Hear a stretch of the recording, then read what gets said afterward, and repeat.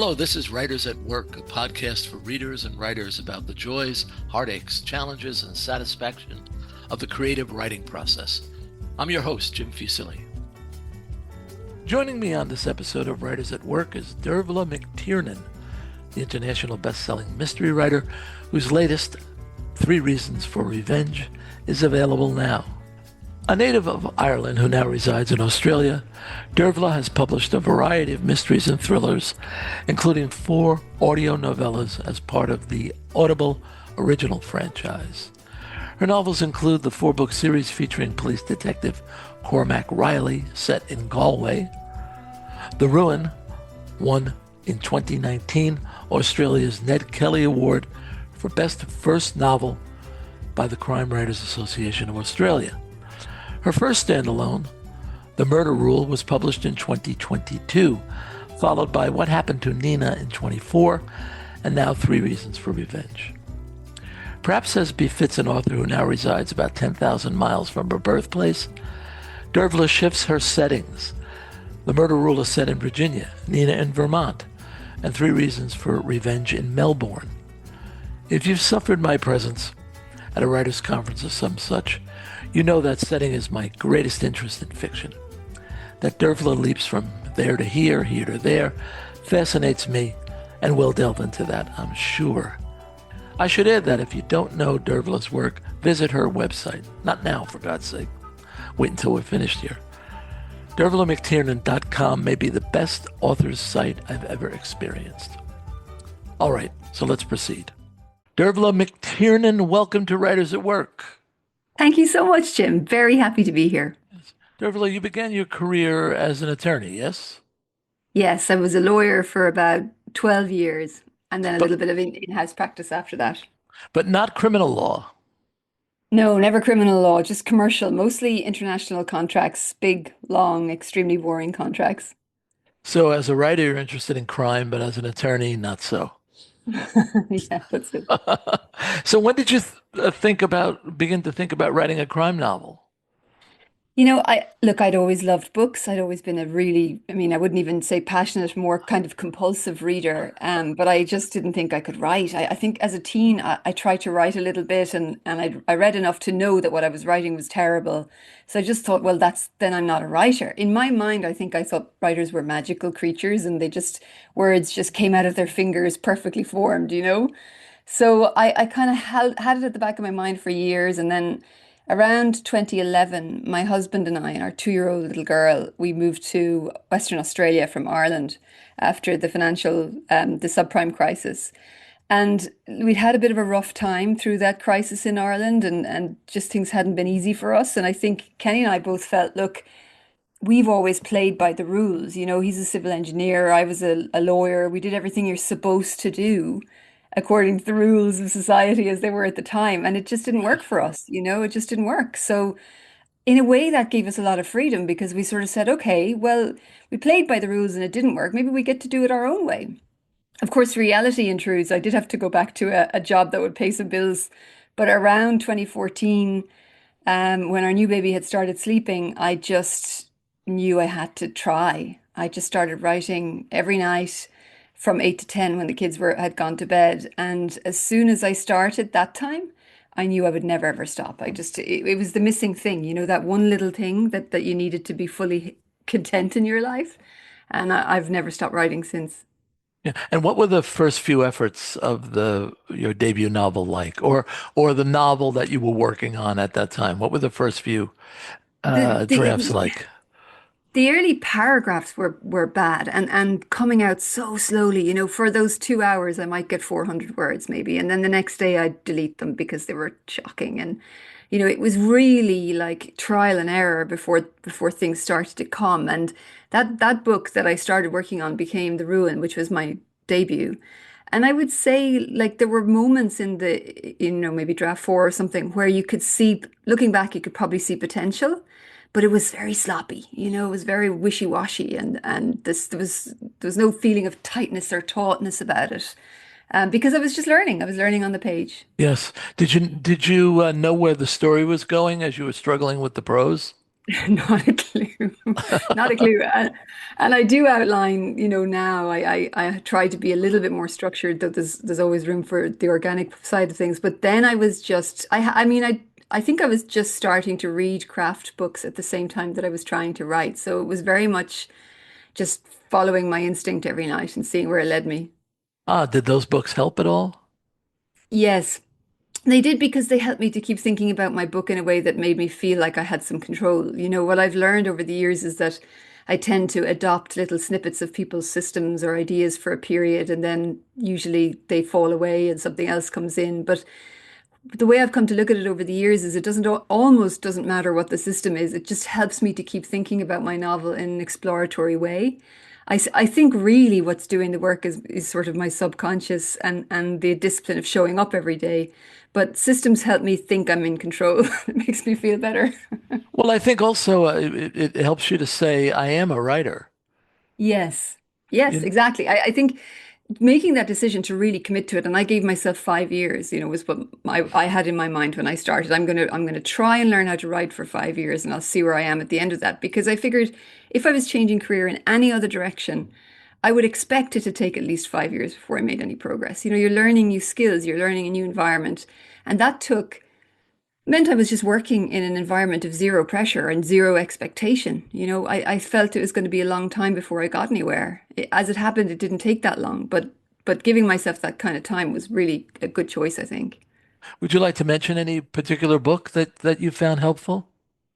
I think when I think back, the book that was very helpful was the book written by Elizabeth George called Right Away.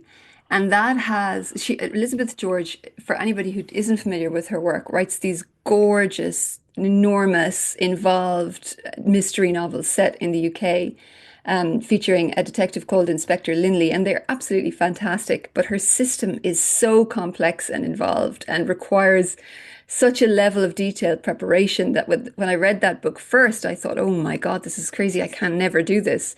By book two, I was fully committed. This is the way Really? forward. And some Yeah. parts of that system probably are still with me today. I think some parts of that have actually stuck. Yeah.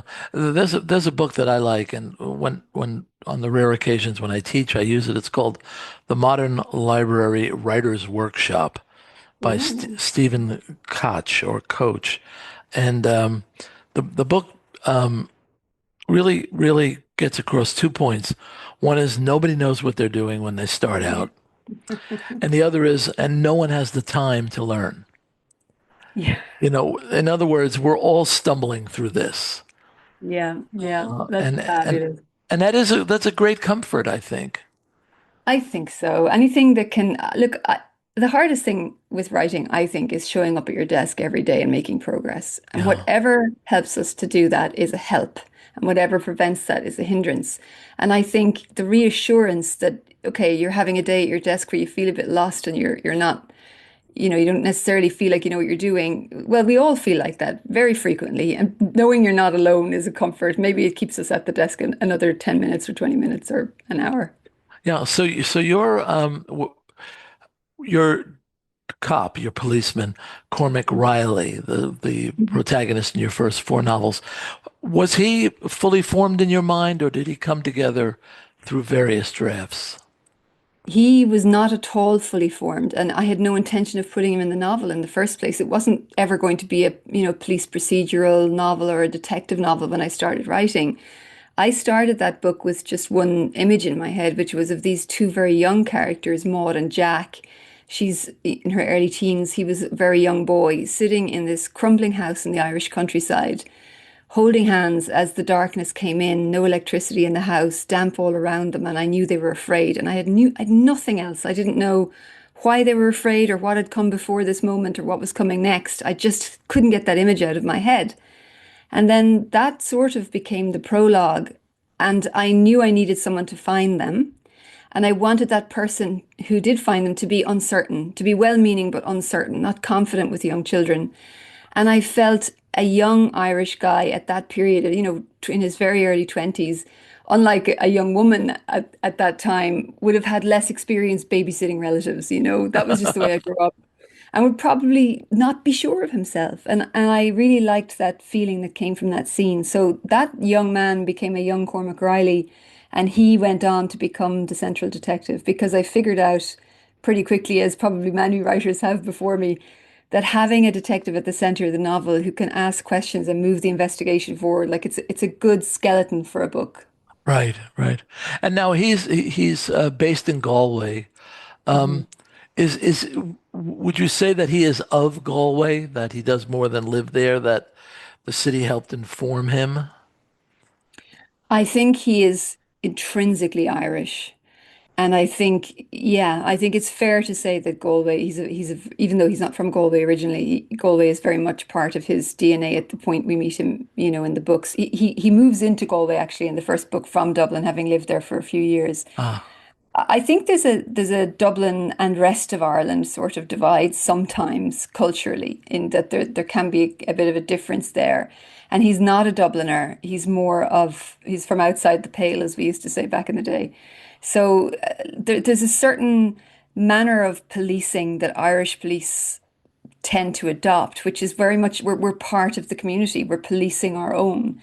We de-escalate, after the Irish War of Independence, after the Civil War, after Ireland became a free state, there was a difficult period where, the people who had been rebelling had been armed, and there was a hard decision. The decision to kind of settle and make a treaty with the UK was not universally popular. So there was a difficult period where they were deciding, well, how do we police ourselves when hmm, we've been fighting on the same side?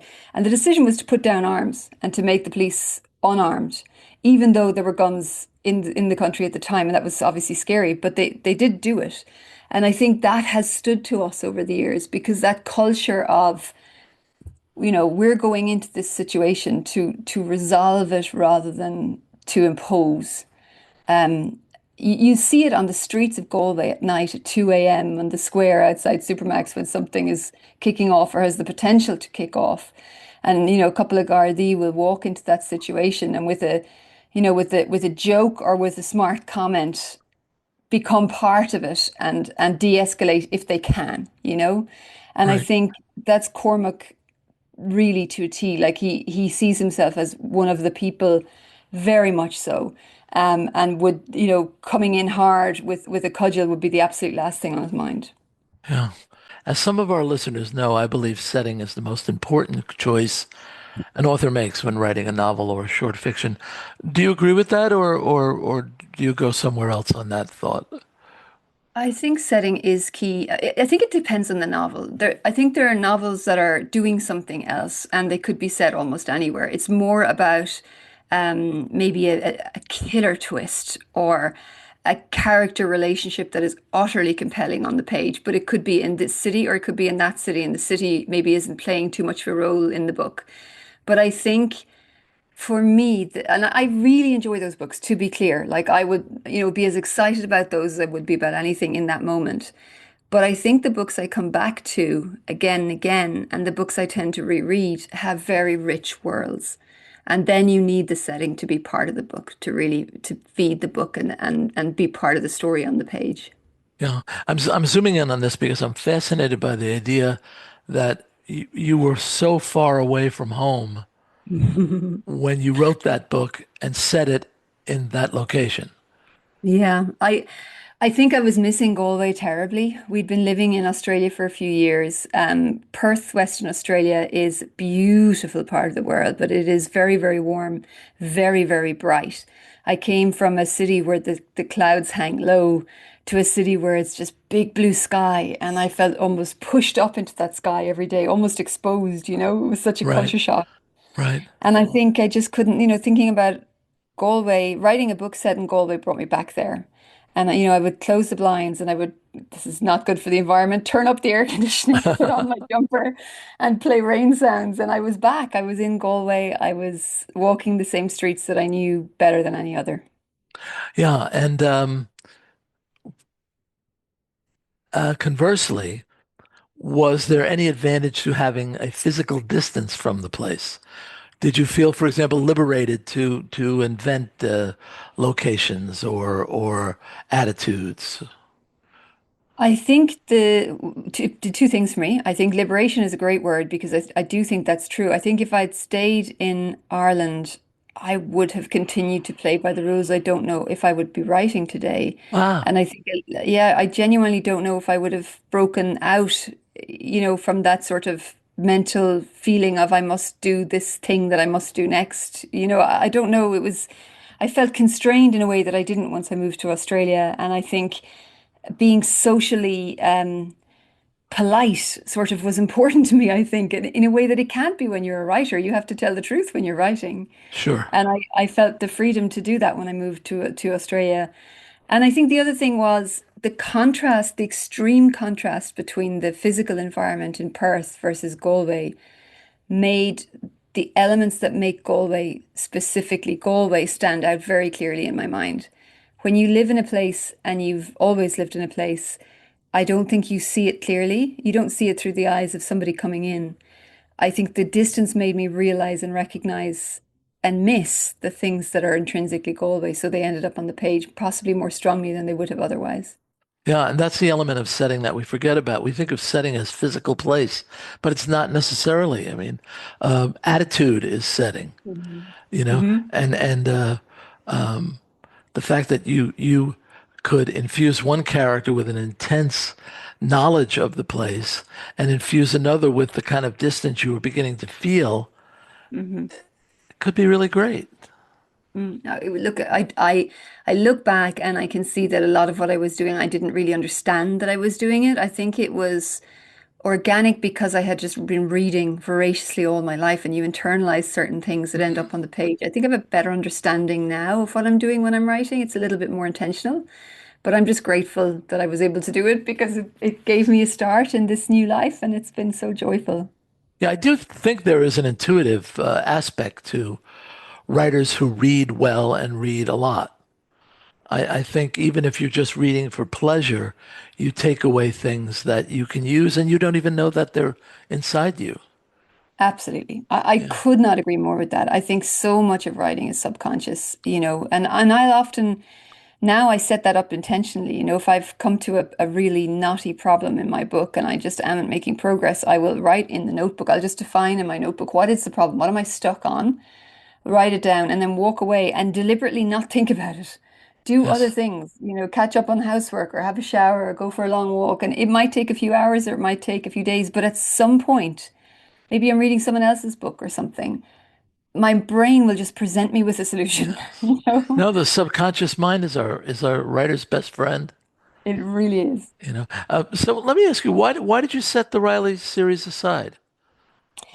Well, I guess I wanted to be able to write whatever I wanted to write, if I'm being really honest. I feel like you need to follow the story. And every time I open a Stephen King novel and I see that list of books on the front page, and it's just so awesome and astonishing that he can write like that and he continues to write today, and he's so productive. I don't know the man, I've never met him, but my theory is that it's because he follows the story and he writes what he really wants to write. And I want to be doing this forever. And I was curious to see what else I could do. I had other stories I wanted to tell and I wanted to do it. So that's where I went. And I have no regrets. I think that my three standalones made me a better writer because they stretched me in different ways. They're Yeah, very challenging, and particularly what happened to Nina was a difficult book to write, but in a very satisfying way in the end. And yeah. now I'm going back. I'm starting a new Irish series. The next two books will be a new Irish series, and I feel like I get to bring my skills back into that world. Huh. I think you and I might be on the same page in terms of wanting to stretch. Um, I think when we're writing novels, we're learning how to write novels. Yep. And I mean, this is what happened to me, and maybe it's what happened to you. I did four novels in a PI series, and about halfway through the second book, I began to understand what a novel could be. Hmm. My vision was too small. Yep. I thought that I was writing folk music when in fact I was had the opportunity to write an opera. Yeah. And I think that you're saying something like that, right? That you had done this series, it was working, you knew how to do that kind of book, and now you wanted to do something else. Absolutely. I think there's a certain feeling I get when I'm writing a Cormac Reilly novel, and it is a sort of feeling of coming home, and it's a very safe place, and it feels really good. And it's not like I don't push myself to make those books as good as I possibly Yes. can, but they are still, as you like, there's a limited number of notes in a way. But if you're writing something like Nina or Three Reasons for Revenge, it's a completely different rhythm, and I'm trying to make it fast and pacey and tight, but say something and link all these different elements of the story. And I'm just keeping so many plates in the air for a book like that. And Right. it's scary. It's frightening in a way, putting yourself out there. But my God, it's so satisfying when you land it. And I Yes. just want to keep doing that. I just want to go where the story wants to go. Yeah. So you set the murder rule in Virginia. Yes. Why? That was a legal thing. That was largely driven by specific elements of law to do with, well, they called Environment? it the murder rule. Yeah, it was to do with whether or not you could be charged for murder if you were, very loosely an accomplice. So there's a kind of a part of law that says that, look, if you in any way contributed or were present for a felony that resulted in a murder, you could be charged with murder. And that has included very strange cases, like, for example, where two guys are at a party and one of the guys loans his car to another guy at the party. And the guy who borrows the car drives to his ex-girlfriend's house and ends up killing her. And now the guy who lent him the car is charged with murder, even though he had no knowledge that this was intentional or even possible. Also other sort of obscure things where somebody perhaps would have more culpability. They were taking part in a robbery or something. They had been arrested and put in the police car when someone shot somebody else, but they were also charged with murder, even though they were in handcuffs and in the police car because they were there for the robbery and therefore they're deemed to be responsible. So I wanted to explore that area of law and the themes that kind of came out of it. And I wanted a US state where this was particularly relevant. And at the time, whether it is or not still, it was in Virginia. I was also curious to visit Virginia because I hadn't been there. And I've learned over the years that if you set a book somewhere, you could do a tax-deductible research trip. So, and it was, well, as you know well, it was so well received, the murder rule. Uh, so had you already begun working on what happened to Nina at that point? I don't, honestly, Jim, I don't remember, but almost certainly by the time a book comes out, I've nearly delivered. I mean, for example, my news book has just come out and I have already delivered the structural edit of the one after that. You kind of have to be Right. bringing out a book every year and a half. So Yeah. I probably would have been quite a ways into the book by then. Yeah. Because my question is that you succeeded in distilling Virginia into your story and using it well, and so then you moved to Vermont. Hmm. So, Yes, well, I always wanted to visit Vermont, and so that was why my next choice. It always looks so beautiful, and I've been to neighboring states, but never Vermont. I hadn't done my research. I didn't realize I had to take 4 flights to get there from Perth. Maybe I would have rethought. I don't think we have many tax authorities among our listeners, so I fully understand the idea. But I think I'll set a book here so I can Yeah, go there. yeah, exactly. All right, so now we have the new one, which I just had the pleasure of reading, and thank you for the book. Three Reasons for Revenge. You're in Australia. Yes, Was it always going to be Melbourne. set in Australia? It wasn't. I think I had a contract with my publisher at the time for 3 US set standalones, and the first two were Murder Rule and Nina. And by the time we got to book three, my editor said, "Look, Dervla, you set it where you want to set it. I'm comfortable with that. It Oh, doesn't have to nice. be US set," which was really lovely. And then I just said, I get two questions when I do book events here in Australia most frequently. The first one is always, when are you going to write another Cormac Reilly? And the second one is always, when are you going to set a book in Australia? And it got harder and harder to answer that question, because I've lived here now for very nearly 15 years. It's a long time. And always hesitated, worried that I would get something wrong. Australian culture is so specific. And you're probably going to say, well, how cheeky that you set books in the US, having only lived there for short periods. But there you go. We're contradictory people. So in the end, I said, okay, I'm going to do it. I knew this was going to be an urban book, a city set novel. I chose Melbourne possibly because physical environment wise, it's closer to Ireland than Perth, that hot, sunny, shadeless city that just doesn't feel like a crime setting to me. Whereas Melbourne is a city of texture, of old architecture and narrow alleyways and like little speakeasies, and it's a very cool, interesting city. And again, I got to visit multiple times, which was great. Yeah. The book just came out, so I don't want to ruin anything for anyone. But I've got to say that I had a lot of trouble with Detective Sergeant Judith Lee. Okay. Yeah, and I mean, what'd you think of her? I like her, so I'm really interested to hear what you think. I mean, she's not straightforward. I won't say that she's like a simple, uncomplicated, positive person. She's a tricky one, but I like her. I saw her as a woman, like she's in her early 40s. At the beginning of the book, she is very confident. She's very sure of where she is in the world, and she's come from a very difficult background, but she feels good about the decisions she's made and the person she is at the beginning of the book. But of course, the whole point of the book is to challenge her. So she's forced to reckon with herself a little bit over the book and go, well, hang on. Am I a good person? Did I make the right decisions? Have I done the right thing in my life, or am I the person I should be? And I think that was interesting for me. No, I think that's the best. I mean, I think you create a character that's so complex that two people have totally different feelings about the character.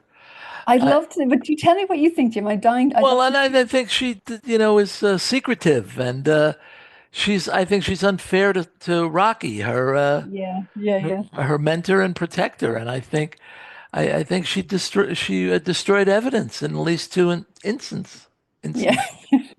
instance, Fair instances. points all So, round. Yeah, those are but fair points. but as a protagonist, that's great. Nobody wants saints, right? No, nobody wants saints. And I love Rocky. I think Rocky is the closest thing to a saint in the book because he's just a decent, decent person. He Yes, has yes. really stood by And her, I absolutely. mean, I actually said that out loud. No, don't keep a secret from Rocky. Yeah. And another thing I want to say about your travel and just using different settings is that one thing I find very annoying in thrillers is the useless travel. Mhm. A spy will say, let's meet next week in Istanbul when they just could have had a phone call. And but your method fixes the characters in the setting and lets Mhm. them interact with the setting. Mhm. And Mhm. once you have them there, we see it through their eyes. We're not Mhm. dashing off here and there. We're in their world. Mhm. Yeah. What what do I, your I readers think do? I mean, do your readers give you this kind of feedback? I like that you said it here.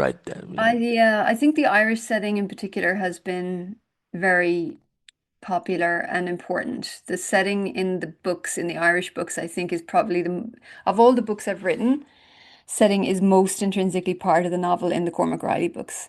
Yeah. And I think that comes up a lot in conversation with people about those books. It's usually about Cormac himself because people hold him very close. He seems to be important to people. And then the setting, the fact that it feels so deeply Irish. And I hear that from people who've not been and from, people who have emigrated from Ireland like I Hmm. have. And they're like, oh, I felt like I was back, when I was within the pages of the book. And that's like that means a lot to me because maybe I was, maybe this, in a way, the books are kind of a love letter to Ireland because that's what I was Yes. feeling at the time when I was writing them. Yeah. So this has nothing to do with what we do, but did I read someplace that Colin Farrell likes Cormac Reilly? Oh, he did. Sadly, that's in the past, but Oh, darn it. yeah, it was Hopscotch Pictures were the producers who picked it up initially, and then Colin Farrell had started a production company with his sister, so they came on board, and everybody was very enthusiastic. I think there was a thought that he might play the part for a period of time, but then his career went from what was already A level to A plus plus level, and he's been involved in so many different projects, and it just dragged on. It just took way too long. So ultimately, I got the rights back, which has been great. And now the other projects are moving forward for development, some of the standalones. So it's been, it's fun. The TV stuff is fun. It's interesting, it's different, and I got to be in the writers' room for Nina and for Murder Rule, which has been really interesting to see the other side of it and how it's done. Wonderful. So you mentioned your next few projects earlier. Can you tell us a little bit more about them? Oh gosh, I'm having such fun writing these books. The very first book will be out next year, and it's about two sisters in their very early 20s. One is a young cop, and one is a young defense attorney. And they share a flat at the top of a Georgian building in Dublin, a very, very cold flat. They're absolutely stony broke. I don't know how familiar people are with the law in Ireland, but if you're a young barrister, so you're arguing in court, you literally are on the breadline for years. Everybody has another job to pay the bills. So this is their situation. They love each other, but they are on the opposite side of the same line, if you like. So there's inevitable tension. And at the very beginning of the book, the attorney gets her first murder trial, and the other sister has to go home to the family farm to two parents that she has a very bad relationship with because the dad's had a heart attack. And when Oh she's out my. in the woods one day, the ground collapses underneath her. She lands in this cellar, this ancient root cellar, and finds an iron bed screwed to the flagstones and a blood-stained mattress. Oh Lord. And And then that's how things go. and where's that set? That is set in Ireland. Okay. Mhm. And another project you mentioned, or is one enough to talk about now? I'm writing two books in that Ah, series. They oh take that one off. Yeah, my. Well, that is outstanding. it's great fun. My guest on this episode of Writers at Work is Dervla McTiernan, the international best-selling mystery writer whose latest Three Reasons for Revenge is available now. As stated earlier, oh, I should have mentioned this to you, by the way. Your website is fantastic. It's Oh, fan thank you, Jim. it's fantastic. So, as stated earlier, visit dervlanmctiernan.com to learn all about her and her still blossoming career. Dervla, thanks so much for joining me on Writers at Work. Thank you so much, Jim. What a lovely way to start the day. Writers at Work is a production of Bliss Publications. Erin Mitchell is our producer. Music is by Joni Mitchell, performed by Keith Jarrett. For more, see writersatworkpodcast.com. I'm your host, Jim Fusilli. Until next time, happy reading.